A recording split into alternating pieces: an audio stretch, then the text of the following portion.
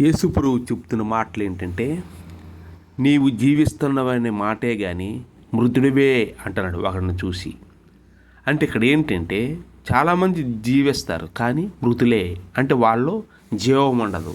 ఆ జీవం కావాలని దేవుడు చెప్పేది, ఆ జీవాన్ని మీరు పొందుకోవాలని ప్రభు చెప్పే మాట, నీవు మృతుడివే అని చెప్పాడు. మృతుడు.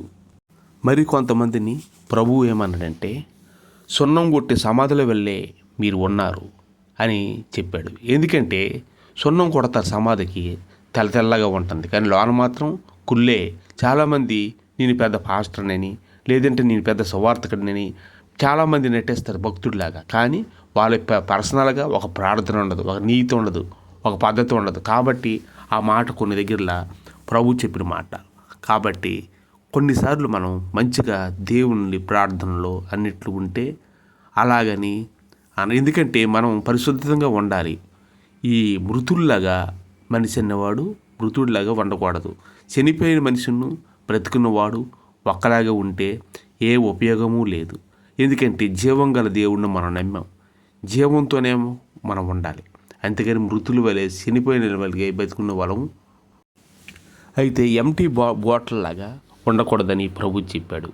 మీరు పరిశుద్ధాత్మ శక్తిని మీరు పొందాలి. అది నా జీవం, నేను జీవాహారం నేనే. నా దగ్గర మీరు నన్ను తినేవాడు, నా రక్తం తాగేవాడు నిత్యజీవం కలిగిన వాడు అన్నాడు. అంటే రొట్టి ద్రాక్ష రసం తీసుకోవాలి. ఎందుకంటే యేసు ప్రభు జీవం గల దేవుడు. ఆయన్ని సమాధి చేసినప్పుడు కూడా సమాధి నుంచి లేచినాడు. ఇంకెవరు ఈ భూమి మీద లేగడం అనేది అసంభవం. కాబట్టి ఆయన నిజమైన జీవాహారం అని చెప్పాడు. ఆ రొట్టి ద్రాక్ష రసం తీసుకోమని చెప్పాడు.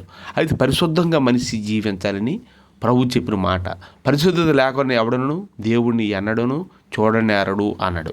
ఎందుకంటే పరిశుద్ధాత్మ శక్తి మనకు ఉండాలంటే మరణం కూడా మనకు ఉంది. కాబట్టి పరిశుద్ధాత్మ శక్తిని మనం పొందాలి. లేకపోతే పరిశుద్ధాత్మ శక్తి అనేది ప్రతి ఒక్కరూ పొందాలి. ఎందుకంటే అదే నిజమైన జీవాహారం. ఎందుకంటే నిత్యజీవం కలిగిన వారం మనం.